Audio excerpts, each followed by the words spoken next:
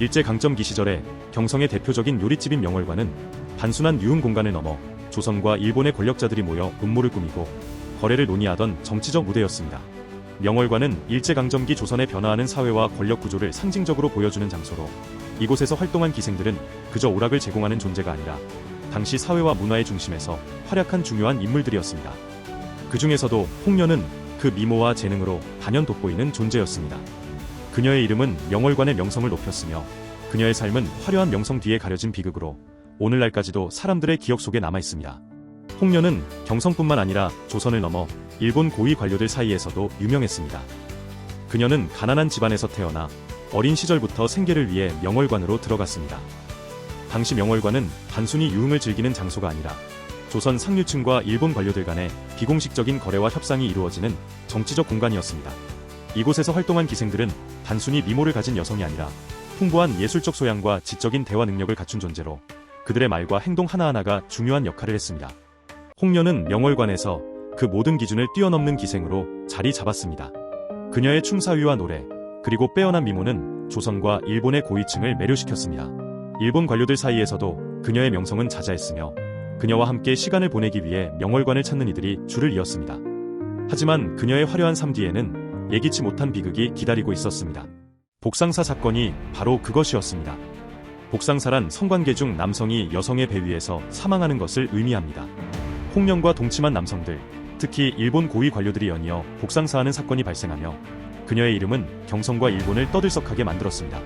홍련과 관련된 복상사의 소문은 그녀를 더욱 신비로운 존재로 만들었고 사람들은 그녀를 치명적인 유혹의 화신이라 부르며 그녀의 매력을 동경했습니다.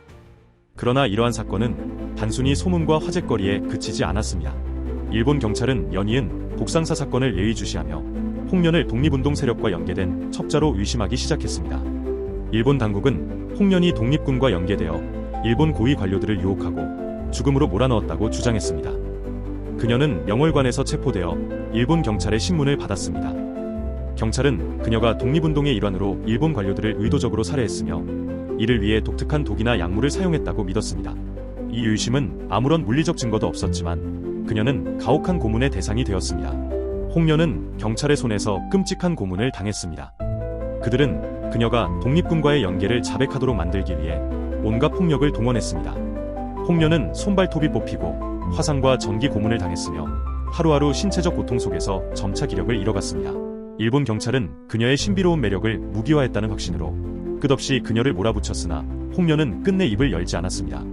그녀는 독립군과의 연계 여부를 묻는 질문에 완벽히 침묵으로 일관했습니다. 결국 홍련은 경찰의 끊임없는 고문과 폭력 속에서 30대의 젊은 나이로 생을 마감했습니다. 그러나 그녀의 고통은 죽음 이후에도 끝나지 않았습니다.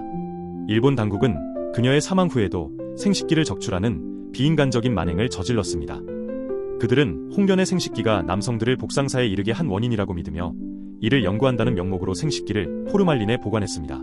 이 만행은 과학적 연구에 탈을 쓴 폭력 그 자체로 일본 제국주의가 조선 민중을 얼마나 철저히 모욕하고 억압했는지를 상징적으로 보여줍니다. 광복 이후 홍련의 생식기는 일본에서 한국으로 이관되었습니다.